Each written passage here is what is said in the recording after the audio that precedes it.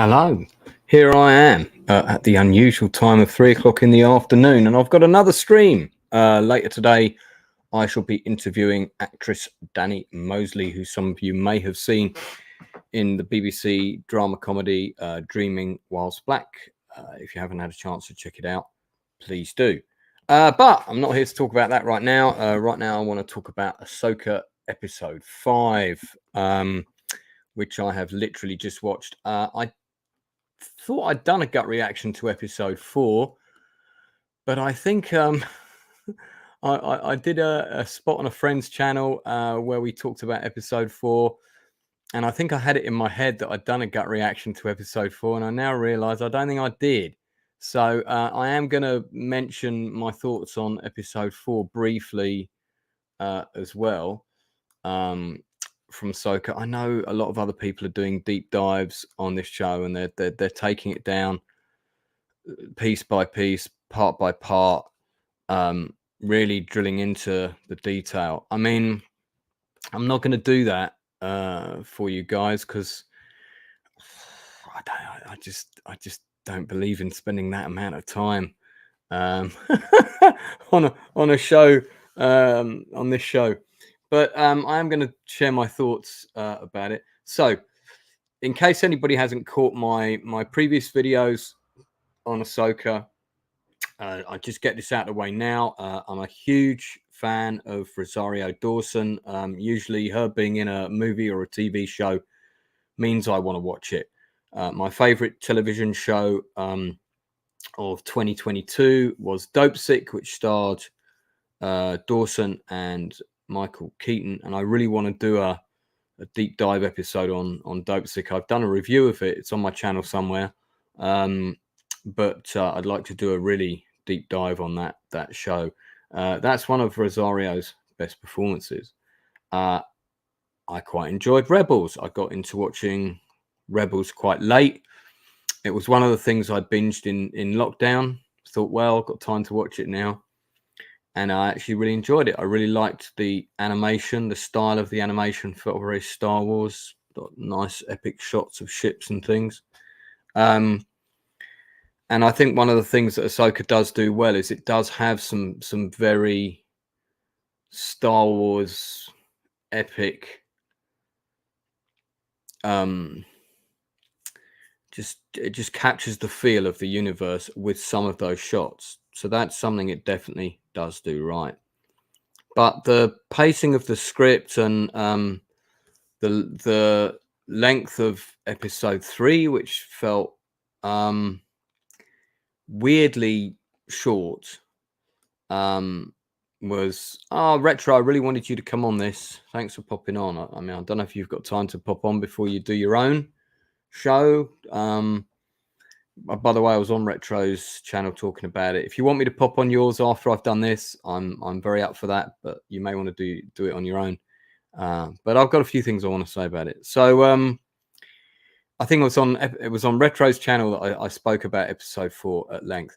There was a lot about episode 4 I really liked. So the first 2 episodes, I thought the opening 10 minutes was pretty good, but then it was kind of sort of some consistent kind of plot stuff, and there was some of the stuff with the fights was a bit nonsensical, and other people have talked about that, like, you know, when she drops into the hole and the droids drop down and then she comes back up again, why didn't she just kill them all in the hole? And you know, there's just some stuff like that seemed a bit off.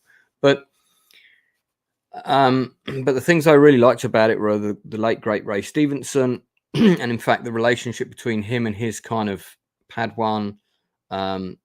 I like all of that stuff. All of that, those characters are interesting to me. They are one of the reasons that I keep watching the show. Rosario is great in the role. I liked the Mandalorian episode that she was in. They haven't given her a huge amount to do in the show yet, apart from looking stoic, you know, doing the Qui-Gon Jinn routine. And I maybe don't have as big a problem with that as some people may. If it all comes to light that there's a reason for this, and you know, she is this way, slightly aloof, slightly distant from people because, and I think we got a sense of some of that today. And I say we got a sense of it, but it's still there's still a lot of things about it that aren't quite gelling for me, and there are some things about it that I want to see more of. However, episode 3 for me was a damp squib. I thought the space battle in it was, I've talked about it already, so let me not get into it again. But episode 4, I thought redeemed the show, certainly in my eyes, in a lot of respects. First of all, AHSOKA wasn't all powerful. She had weaknesses. That I thought was really good. Secondly, Sabine wasn't all powerful. She had weaknesses. That I thought was really good. The droid characters started to make his mark, even though it could be anybody's voice. It didn't really need to be David Tennant, because we can't really hear that it's his voice. I mean, we can, but it's so disguised. You could have had any actor do that. I would have liked to have heard Tennant's voice a bit more prominently, because we're using David Tennant, so you know, let's hear him. But he has that line where he says, "You were always better together," and I kind of wondered what that was referring to. I discussed that a little bit with Retro on her channel. Now I realize what he's saying is, together they're strong, but separate they're weak, because she's encouraging Sabine to make the right decisions morally, whereas on her own she's more susceptible to making the wrong decisions. And that's a metaphor for parenting and all kinds of things. So I liked all of the stuff that happened in the last 20 minutes of episode 4, and I thought there were some nice arcs that were established, but we could have got there a lot faster. You know, episode 3 and 4 for me should have been a single hour episode. Everything that happened in those 2 episodes could have been a 60 episode. Good to see you, Keith E. Matt, nice to see you. Matt, I don't know if you saw my Tim Thomason interview last night, but definitely check it out. If you didn't see it, you'll like it, I think. So after episode 4, I was like, okay, you know, I'm kind of interested to see where this goes. Then we had this sort of cliffhanger of Ahsoka falling into some kind of dark void. I wasn't entirely sure where this void was meant to be. And I kind of pictured it in some sort of purgatory universe, between life and death, between the good and the dark side of the Force, a kind of Force purgatory zone. Does that make any sense? That's kind of my interpretation of it, especially after episode 5. So what do we get in episode 5? So in episode 5, we have, the whole episode is predominantly a flashback, and it's an episode of 2 parts. It's 2 halves. It's Ahsoka in this kind of spiritual zone between the good and the dark side of the Force, dealing with her personal inner conflicts over Anakin, and she's kind of going to go one way or the other. And she goes, spoiler alert, I'd like to say the right way, towards the good side of the Force. And there is a really beautiful moment right at the end of that rather extended long sequence where Anakin says, "There's hope for you yet." I really liked that. That was good. There was also kind of a nice shot where Anakin's walking through the mist. It's the time of the Clone Wars. We're in the middle of one of those battles that the color grading and everything about that sequence is deliberately made to look very much like the prequels movies, with slightly better quality special effects. So that doesn't jar. You do feel like you're back in that time period. We have a younger actress playing Ahsoka in that sequence. I don't know if somebody in chat can tell me who that was, but I thought she was pretty good. Uninspired Reviewers popped in. It isn't with the Ahsoka show. Yeah, well, I'm just talking about episode 5. I quite liked episode 4, Uninspired Review. A lot of people are, doing big, long 2-hour videos with 5 or 6 guests, talking about everything they hate about the show.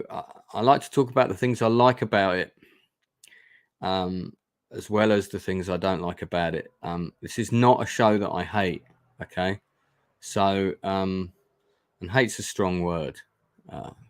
It's a show with some disappointments for sure, but okay, so the whole of episode 5 is really devoted to this one topic. The other half is searching for Ahsoka, and the team searching, and then the kid being kind of force sensitive. Jason, spelt with a Jacn, and so on. Yeah, but look, dude, you haven't had a crush on Rosario Dawson for like 30 years, so I'm afraid it's mandatory for me to watch it, buddy. 2 Houses for Wimps, love it. Gord King, they're all coming in now. Are the fans of Sabine's on Toast? That's a good question, Gord King. I don't know, but I feel like I need to try that recipe though. So then we have Hayden Christensen playing Anakin. He looked really weird at the shot of at the end of last episode. He looked less weird in the flashbacks this episode, and it's really a conversation. But I think what we're seeing in the flashback is the moment where Ahsoka was given an opportunity to join forces with him because she was his Padawan, so he didn't want her to fall foul of Order 66. We see the moment basically where she refuses to join with me and will rule the galaxy as father and Padawan or whatever. It's that teacher and student. And she turns him down. And I kind of liked that we got to see that moment. And I guess this is what we're seeing when she's in this purgatory force space, whatever it may be, between the good and the dark side of the force. All of that felt very within Star Wars lore. All of that felt very probable. It connected nicely to the prequels. Did I want to see a whole episode dedicated to that? I have to be honest, no, not really. After the sort of cliffhanger of last week, I was itching for them to get in the pursuit. However, I think if they'd done that a bit too quickly, maybe it wouldn't have been as interesting. Okay, then we did the last third of the episode, which actually I was surprised was included in this episode, and it felt like that might have been an afterthought, because there was a natural end point where I was waiting for the credits to come up, which was when Ahsoka was finally found and rescued. I thought, okay, that's it. We're on to the next episode. And actually, I would have been a bit annoyed because the whole episode would have just really been about the flashback, the purgatory force scene. But then we had the space whales. Not sure what I think about them yet, but I quite liked the idea that they're able to travel and jump certain speeds, or that's a creature that they are. I quite like that idea. Quite like the idea of a space creature being able to do what the ships can do, and maybe do it even better. So I was literally, it did feel like the scene in Star Trek 4, where Spock jumps into the tank and mind melds with the whale, and that lady goes, well, maybe he's trying to talk to that man. It did feel a bit like that sequence. Rosario kind of goes out, has like a bit of a forced chat with the space whale, and then it's like, take us in. And yeah, I mean, I wasn't bored with this one. It didn't feel like there was a lot of unnecessary waffle. There was a bit of waffle. There definitely was a bit of waffle with the searching and listen to the waves, Mom, and you know, there were a few things. So Smilex has mind mailed with a few whales over the years. I bet you have. So my ratings of the show so far, just so people know, I gave episode 1 6 out of 10, episode 2 5 out of 10, episode 3 4 out of 10. Whereas a lot of people thought episode 3 was really good. I wasn't pleased. Episode 4 7 out of 10. I think for me, this episode is probably 6 to 6.5. Mainly because the strongest characters were missing, who are the bad guys. I'm just not. The weakest character for me is the Rebel General. I kind of tune out when she's on screen. I just find her character a bit meh. But you know, it was okay. It was a good. Do I want to use the word good? It was an entertaining episode of the Star Wars extended franchise. Let me summarize it in those terms. Whether it's good or not, I always like to see everybody's jumping all over this series and we haven't seen the whole thing yet. I always kind of like to reserve my judgment about a show until I've seen everything. And in fact, I wasn't going to review AHSOKA until the whole thing had come out. But as I like to try and do a stream every day now, in case you guys hadn't noticed, I think it's nice for me to do a gut reaction review and give my initial thoughts as well. Plus, I'm also quite a forgetful guy, so I might forget some of these little details by the time we get to the end of the series. Uninspired Reviewer, who, by the way, is a great guy, does a channel with Dark Hour. They do a lot of duos together. Rumor is they plan to be married in the spring. Just kidding. But no, great guy, and was also on my channel the other night when we did our top 5 sci-fi. I think you were on that one, weren't you? When you were on the sci-fi one. Yeah. So does it break any law? I'm not sure because there was a big Easter egg about Jason's father, and whilst I think I saw nearly all the episodes of Rebels, but I think I missed some as well. And then I haven't seen all the episodes of the Bad Batch, which may also have some nuggets that link into this. I don't know. I've seen the first season and a half of Bad Batch. So I don't know. If they broke any law. I don't think so. So no, the wedding is on. Oh well, there we are. See, secret's out now. Secret's out. Smilex is already up for being a bridesmaid. This is good. Sounds very gender friendly. Okay, good. Yeah,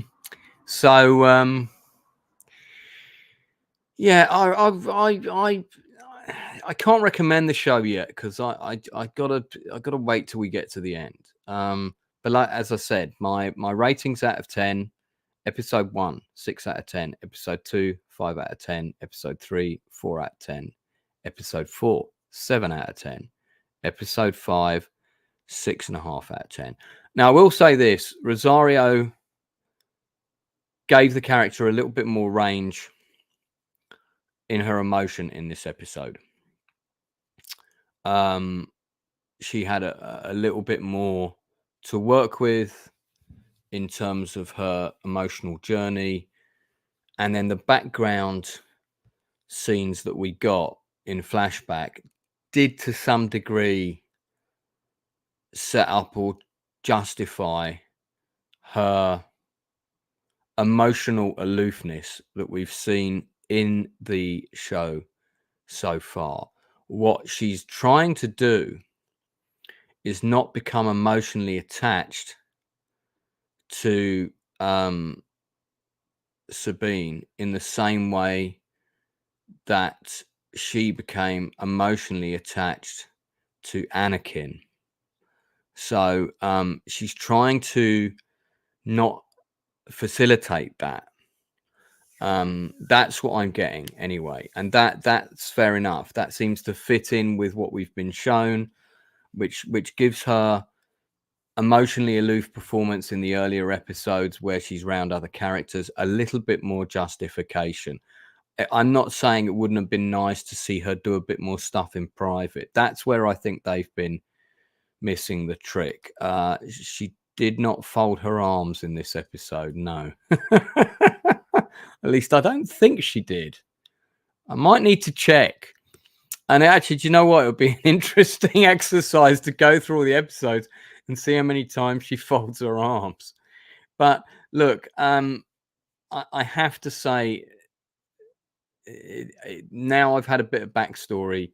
It does feel like there is justification for her being emotionally detached in this story, and she's got a reason for doing that. Retro Nerd Girl is saying the youngster did. Yeah, you're right. Actually, the younger actress did do that, but that's fine because that's setting up a physical trait that we're seeing her emulate when she's older. So I think that's good actually. In that case, yes, there were some fights. There was there was a couple of lightsaber-ish things going on.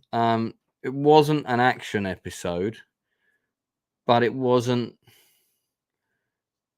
just a walking, talking episode either. So, Retro agrees. Yeah. Oh, Retro, you should jump on. I'm probably going to wrap up soon, but Retro Nerd Girls channel, guys and girls, if you haven't seen it, fantastic channel, fantastic content. It's done more live streams and watch parties about excellent older films and TV shows than I've had hot dinners.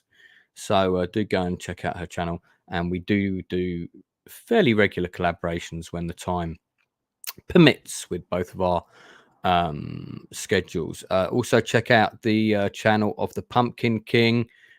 He does regular streams on how to grow your pumpkins to maximum hugeness, which is just in time for October, which is just around the corner. And naturally, he'll be reviewing all of the Halloween films in order on his channel.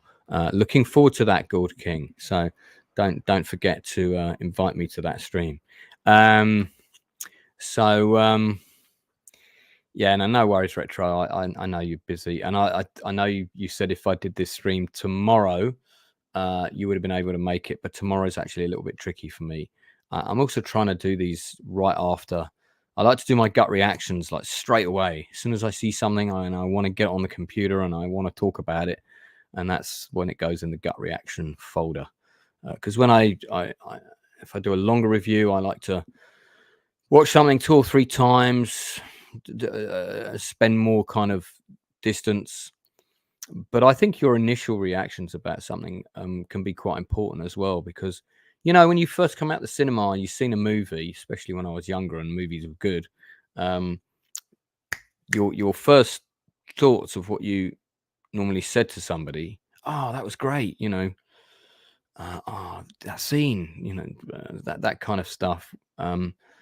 They normally stayed with you for quite a long time. Sometimes you would change your mind, although sometimes you would see things when you were younger, like the humanoid, which you would think was really good because it had spaceships with lasers. And then you would watch it when you were 16, having rented it out to a house with 6 friends in, and you're sitting there doing a massive facepalm, reacting to this rather cheesy Italian Star Wars ripoff when you had just told all of your friends, we must rent this, it's so good. Yeah, that definitely probably didn't happen to me. So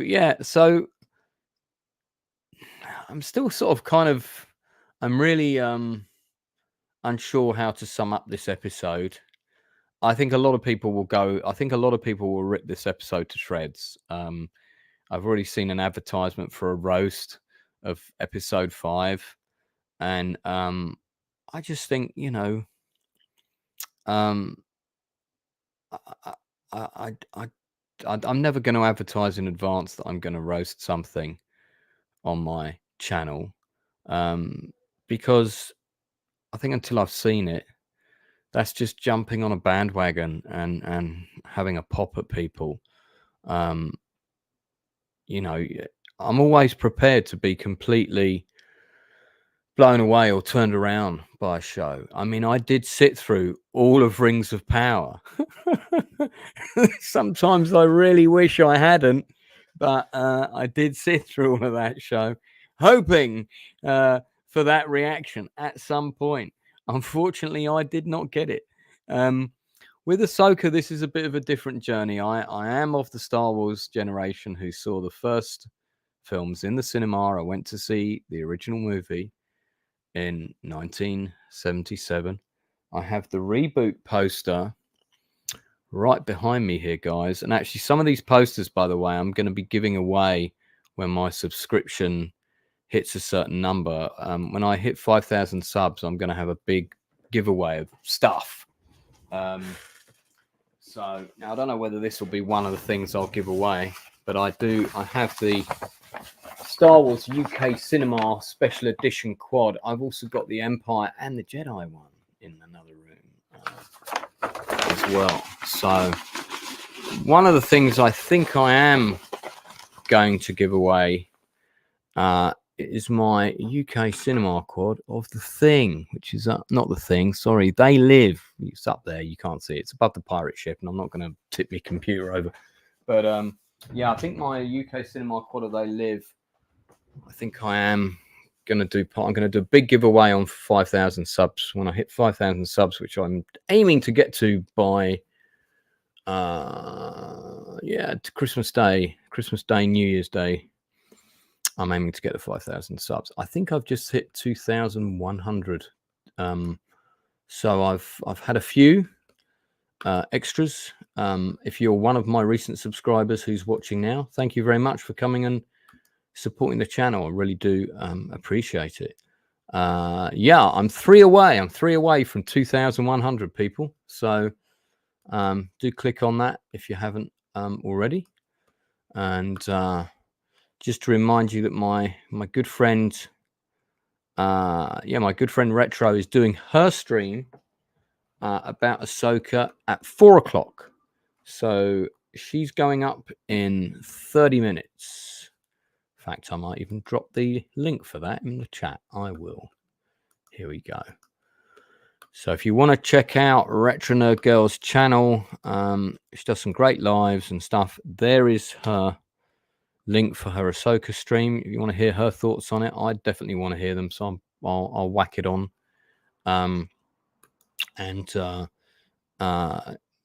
She may well be on my channel next week to discuss episode 6. Who knows? It depends when I do the episode. But I have a feeling the episode will probably be around the same time. But it might be on Thursday next week because I might be in Cardiff. I think I might be in Cardiff next Wednesday. So actually, Retro, if you're still listening, we can probably do episode 5 together next week. I just want to give a shout out to this actress who played the younger AHSOKA because I thought she was very good. So let me see if we can find her on. I do like to give shout outs to actors where I think they did a good job because I'm an acting coach, in case people didn't know that. So do we have a young AHSOKA Tano listed in the IMDb credits here? Not seeing. Oh, here we go. Young AHSOKA Tano, 1 episode. Ariana Greenblatt. Okay, that's one of the busiest actresses at the age of 11. So stars to watch. She's already been listed as a star to watch, apparently. So I thought she was pretty good. Well, we got an advert for Barbie. I don't think we need that, do we? We don't need that. We need to get rid of that. This is the lady who played young AHSOKA. That's a good fit for a young Rosario Dawson. Ariana Greenblatt. Look out for her. I think she's probably got a good career ahead of her. Certainly sounds like it. Just curious to see her other credits quickly. 19 credits already. The Boss Baby. Okay, she's done the voice of Tabitha in The Boss Baby. Looks like in all the Boss Baby, various Boss Baby spin-offs, and there's a Boss Baby TV series. I was not aware of that. In the Heights, that's a show that I've heard from people is pretty good. And young Velma in Scoob. Stuck in the Middle TV series, 57 episodes. So this is a working actress, young Gamora in Avengers: Infinity War. Okay, so yeah, I mean, she's already well on her way. Probably doesn't need a shout out from me. But I thought she was good. Oh, she's in Barbie. Okay, all right. She's in Barbie. Barbenheimer. Okay. And probably the best part of retro. Everyone's chiming in. She was in Barbie. So I think Retro was in Barbie as well. If you look in the background, you may see Retro in Barbie. So yeah, I think I'm just rambling now. Probably time for me to go. So guys, I have a great uninspired. Just sub to Retro. Look at that, Retro. Just got your sub. That's great. Thank you, uninspired reviewer. And she's absolutely very deserving of it. And a proper good egg. A proper good egg. If we lived in the same town, Retro would be round for my movie quiz, Christmas movie quiz every year, as would many of my friends on YouTube. In fact, I might do an online Christmas movie quiz this year, especially for my collaborators. Now, that would be good, wouldn't it? In fact, I am going to do that. It has been decided. Retro will lead one team, and the Gourd King of the Pumpkin people, will lead the other team. Who will be victorious? We shall see at Christmas. Yeah, that sounds like a blast. We're definitely going to do that. All right, cool. So you heard it here first on the Outcast Creative. We're gonna have a Christmas movie quiz off with two teams. See who's and no one's allowed to do googling. So hands have to be on screen at all time. No phones, no googling. That sounds good. Smilex says I'm so gonna win that. Actually, we could have three teams because we could have two teams on the thing, and chat could be the third team. That'd be funny, and it's like the teams have to beat chat as well. That'd be good. Yeah, definitely going to do that. I have been doing my Christmas movie quiz for 26 years now. Two teams of loads of peeps around my house, and we watch a minimum of 10 clips from TV shows and or films. I've done God knows how many clips from Star Wars over the years, including the attack on Hoth, the attack on the Death Star, both Death Stars, the Jabba's Palace Rancor fight, the Sarlacc pit fight. There's been another clip, the speeder bike chase. So just to give you an idea, I've done a few Star Wars clips. So yeah, that's it from me. So look, I've got if you didn't see it last night, I had an industry interview with actor Tim Thomerson. Oh my God, that was just amazing. It was so much fun, and I didn't expect Tim to suddenly talk about how Tom Hanks and Rita Wilson got together, but he did, and not at my request. I hasten to point out, but that was quite interesting to hear that and hear what John Candy said. Hey, yeah, you don't think they're going upstairs to run their lines, do you? So tonight, I'm talking to actress Danny Mosley, seen here on the right, in the new BBC Three drama Dreaming Whilst Black. It's about a young, aspiring creative, Quabana, the character of Quabana or Quabs, who's on the left here, trying to make his way in the British film industry. It's very funny. It's quite true as well. It's based on his own experiences and the various characters that he's met. And I really enjoyed it. I think it's a really good show. I have reviewed it on my channel already. You can check that out under Gut Reactions, Dreaming Whilst Black. So that's going to be tonight at 9 p.m. I'm going to be talking to Danny Mosley. and I had Tim Thomason yesterday. I think I'm also going to be confirming a pretty big guest within a week or two, and I think I've got another one within a week or two of that. So 2 really big guests on the channel before the end of October, all being well.